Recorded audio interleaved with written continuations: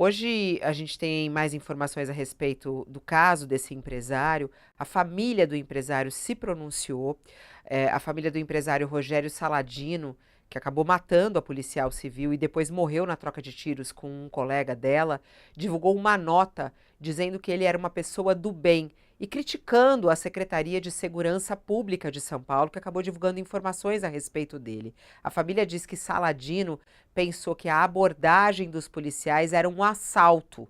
Segundo a nota, o empresário recebia amigos em casa, no Jardim América, quando foi alertado por um dos seus funcionários que tudo indicava que estavam sendo alvo de um assalto. A família diz que ele estava alarmado porque a casa vizinha havia sido alvo de um roubo no dia anterior, e era justamente esse o caso que era o alvo da investigação. O caso foi justamente o que motivou a presença dela lá. E aí o empresário pensou se tratar de uma situação de legítima defesa. Foi o que acrescentou a família do empresário. Ainda conforme a versão da família, Saladino atirou 2 vezes para o alto, abriu o portão da garagem, que são essas imagens que até a gente vê aí acontecendo ele na garagem, né? Abriu o portão da garagem e aí disparou contra a policial Milene Bagalho Estevam, que acabou morrendo. Na sequência, ele foi atingido pelo policial que estava com a investigadora e caiu no interior da garagem. O funcionário da casa, identificado como Alex, também em situação de legítima defesa, segundo a família, pegou a arma que estava no chão para reagir, mas também foi atingido pelo policial e acabou morrendo. Saladino e funcionário não eram pessoas violentas, segundo a família. E de acordo com a Secretaria de Segurança Pública, o empresário tinha passagens por homicídio, crime ambiental e lesão corporal. Sobre homicídio, a nota informa se tratar de um atropelamento ocorrido na estrada de Natividade, isso há 25 anos, e ele prestou assistência à vítima, mas a pessoa acabou morrendo. Já em relação ao crime ambiental que ele responde, a família do empresário diz que o caso foi resolvido por meio de um ajuste de conduta com a justiça na própria cidade e que não houve menção ao registro de lesão corporal. A família pede que a Secretaria de Segurança Pública reveja seus controles. Reclamaram da forma como eles anunciaram. O senhor acha que foi um exagero aí por parte da Secretaria de Segurança Pública de divulgar o histórico dele, para entender, porque foi um episódio que chamou muita atenção, né? Como que ele recebe as pessoas, né, dessa maneira, com tiros e matando a policial? Houve aí um erro por parte da Secretaria de Segurança Pública na sua análise, como a família dele reclama, professor Corbo? Fabiola, de novo, né, com as informações que nós temos, é difícil identificar exatamente o que aconteceu em termos de abordagem da polícia. Pode ter havido, de fato, algum erro de procedimento, às vezes até os procedimentos nem existem, esse é um problema das polícias no Brasil como um todo, pode ter havido um erro de protocolo, uma forma de chegada não adequada, enfim, isso é sempre possível, a gente sempre tem que avaliar se de fato houve ou não, por parte dos próprios agentes de segurança, alguma criação, né, de uma situação que parecia ser outra, até pelo caos, né, de violência que tem crescido no Brasil, e isso gera efetivamente medo. Agora, de novo, não temos como avaliar também o caráter ou não desse empresário pela sua passagem na polícia, né? Aparentemente, um dos fatos criminosos tem mais de 25 anos, o outro fato criminoso foi resolvido com ajustamento de conduta. Enfim, não vamos aqui fazer, eu pelo menos não vou aqui fazer, uma avaliação psicológica desse homem. Mas agora, uma coisa que fica muito clara, Fabiola, é que independentemente de como a polícia chegou, né, esse caso acaba só revelando como que a ampliação desmedida do acesso às armas no Brasil, ela multiplica as chances de situações como essas surgirem, seja em confrontos putativos, né, imaginados com a polícia, né, uma falsa legítima defesa, seja em outros tipos de conflitos entre pessoas que resolvem se defender ou acertar contas com o uso de armas. Essas pessoas não teriam morrido se este homem não tivesse acesso a uma arma e tentasse, né, usar essa arma para se defender do que ele imaginava ser uma ameaça. Então, o problema, no fim do dia, para além da pessoalidade desse homem, ou de como que a polícia chegou ou deixou de chegar, certamente é essa ampliação desmedida que aconteceu nos últimos 5 anos, né, com o governo Bolsonaro, do acesso às armas no Brasil, Fabiola. Ô, Sakamoto, o que que você acha? A Secretaria de Segurança Pública, comandada, né, por Tarcísio de Freitas, teve algum erro aí na sua análise ao divulgar o histórico desse empresário? Olha, Fabiola, a menos que esse histórico tivesse em segredo de justiça, não. Esse histórico é público, é a relação dessa pessoa com o poder público, e isso, na verdade, é público também. Agora, só me impressiona novamente como o fato de quando acontece isso com branco rico, todo mundo, aí muita gente fica em pânico. Você vai ver nas redes sociais, meu Deus, divulgar o histórico deles e tal. Aí vê se é um negro pobre que tipo, acaba morrendo no enfrentamento com a polícia, o que que acontece? Puxa uma ficha criminal, inventa a ficha criminal, coloca no varal, em outdoor, e ainda se você fala um ai do tipo, você tem certeza que ele estava em confronto com a polícia? Que neste caso aqui, há uma clara imagem do que o sujeito, infelizmente falecido, né, abre a porta, atira na policial. Ele poderia ter feito o quê? Pegado o telefone, meu Deus, eu não sei se é a polícia ou não. Alô, polícia, 90. Ó, tem um pessoal batendo aqui na minha porta dizendo que é vocês. São vocês ou não? Não, ele pega a arma e vai e atira. Atira para o alto, depois atira. Né, e acaba morrendo. Leva um funcionário junto, leva a pobre da policial que não tinha absolutamente nada a ver com isso, parênteses. Liberação de arma mata mais polícia. A gente fala isso há um tempão, né? E o pessoal fala que não, isso não é verdade. Olha um exemplo clássico aí, né? Aí é o seguinte, fecha parênteses. Daí o que acontece? O pessoal começa a apurar, pega a informação que ele tem um histórico, né? E aí coloca o negócio, aí começa a gerar todo aquele rebuliço e tal. Sendo que isso acontece com o negro pobre toda hora. Eu não defendo o que acontece com o pessoal negro pobre que mora, que acaba sendo envolvido em conflito em comunidade, e aí o pessoal libera a informação muitas vezes para justificar a morte. Neste caso específico, você tem imagem, você não tem uma dúvida a respeito da participação do sujeito. Você tem imagem. E houve, logo após a morte, uma tentativa, inclusive, de criminalizar a policial. Você tem a imagem do que aconteceu especificamente. Né? Então, essa história, eu concordo, professor Corbo, primeiro que a gente teve uma liberação maluca de armas nos últimos tempos, e aquela velha coisa que a gente já falou aqui, eu comentei aqui ontem, ao contrário do que Bolsonaro diz, um povo armado jamais será escravizado, não, um povo armado se mata.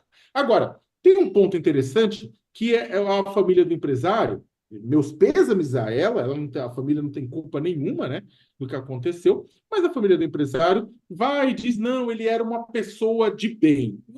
Essa expressão me dá uns calafrios, na verdade, que é uma variação de cidadão de bem. É uma variação de uma expressão utilizada para diferenciar um cidadão de bem do que o cidadão que não é de bem. Normalmente o cidadão de bem é o cidadão conservador, é o cidadão que não contesta, etc. e tal. Gente, o que que aconteceu aí?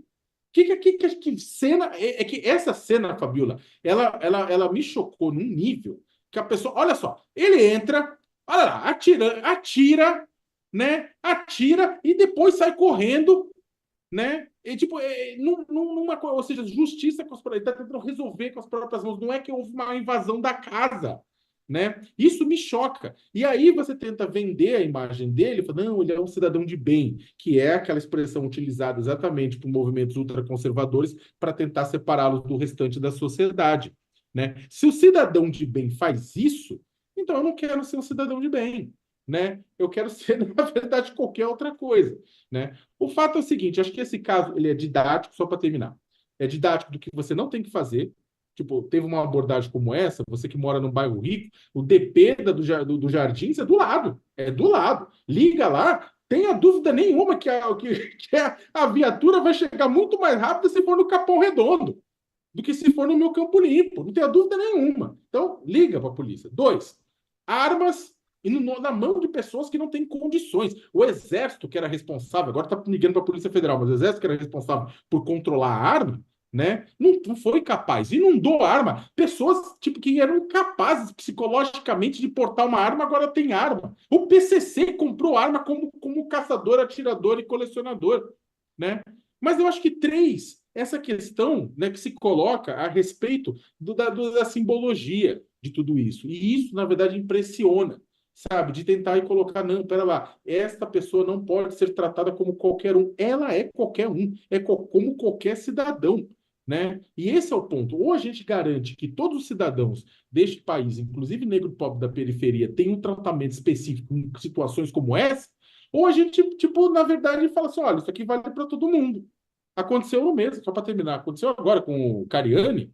O Cariani estava reclamando lá, o bolsonarista, influenciador fitness, falou assim, os seguidores dele, não, vocês estão criticando, você está falando que está em envolvimento do tráfico, ele não é um traficante da periferia. Eu falei, velho, peraí, o cara primeiro tem 19, quem produz, quem entrega insumo para 19 toneladas de cocaína e crack, né? Ela tem um nome, é desvio de produtos químicos. E a pessoa que é pega com 19 papelotes, com menos de 30 gramas de pó, é um traficante imundo? Então, tem alguma coisa errada. Você até falou sobre essa Professor, história, eu estava até vendo aqui, só um pouquinho já te passo aí, Josias, é que pois ele não. acabou citando o Uhum. Renato Cariani, a Polícia Federal indiciou ele, o Renato Cariani, por tráfico equiparado, associação para tráfico de drogas e lavagem de dinheiro. Foram informações divulgadas pela TV Globo, foram confirmadas pelo UOL, a gente está com uma nota já rodando aqui na nossa página, até não sei se eles conseguem abrir aqui rapidamente para a gente também, para que a gente possa estar vendo até nas notícias do UOL aqui pelo Twitter, falando sobre o indiciamento dele. É possível, já voltamos aí para você, Josias. Uhum, Professor uhum, Corbo, não sei uhum. se o senhor está acompanhando esse caso, nem combinamos esse assunto com o senhor, mas ele pode ser chamado de traficante de drogas? Porque está sendo investigado por isso, né? É uma das acusações, não é isso? Fabiola, a destinação, né, a venda, eu não estou acompanhando o caso de perto, mas pelo que eu entendo, né, do que tem acontecido, ele destinava determinados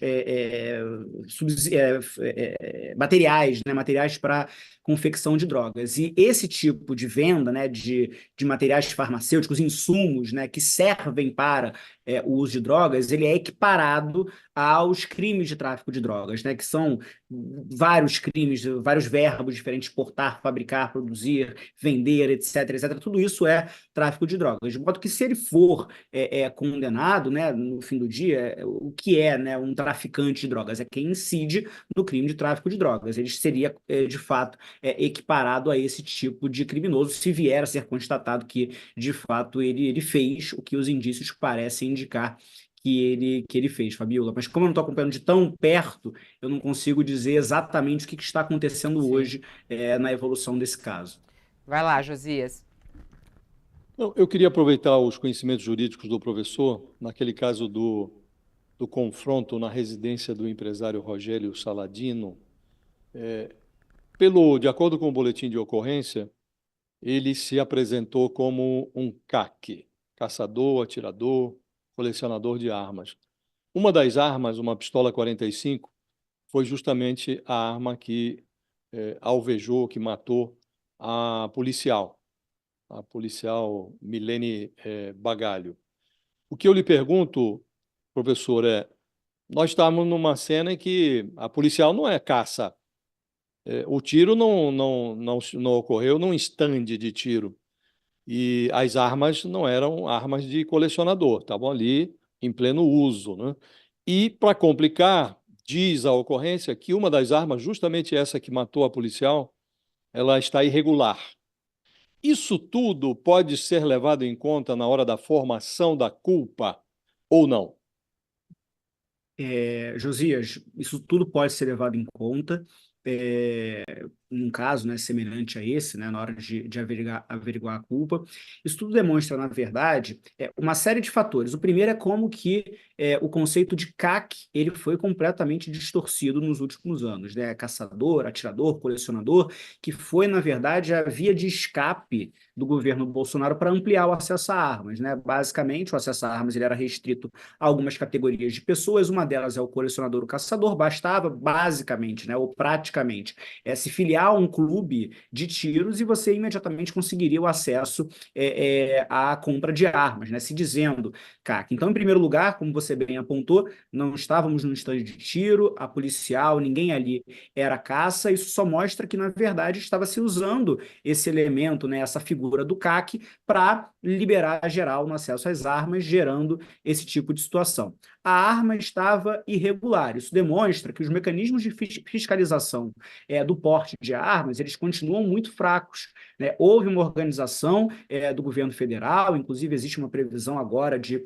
transferência da fiscalização para a Polícia Federal, porque na prática o que aconteceu ao longo do governo Bolsonaro foi um enfraquecimento da fiscalização dessas dezenas de milhares de CACs que começaram a se cadastrar no Brasil inteiro, e isso faz com que várias pessoas estejam com armas irregulares e não estejam sendo sujeitas à fiscalização, inclusive podendo, até mesmo nesse caso a arma estava com esse senhor, mas há casos já de venda dessas armas para grupos milicianos, para traficantes, para o crime organizado, o que quer que seja. Então, há um problema de fiscalização, há uma ampliação desmedida do conceito de CAC no Brasil e, evidentemente, qualquer pessoa que faça um uso irregular desses armamentos pode estar sujeito não só, né, a algum tipo de aumento de pena no momento da ponderação do quão reprovável é a conduta do agente, mas também de responsabilidades administrativas e cíveis pelo uso irregular dessa arma, Josias. É.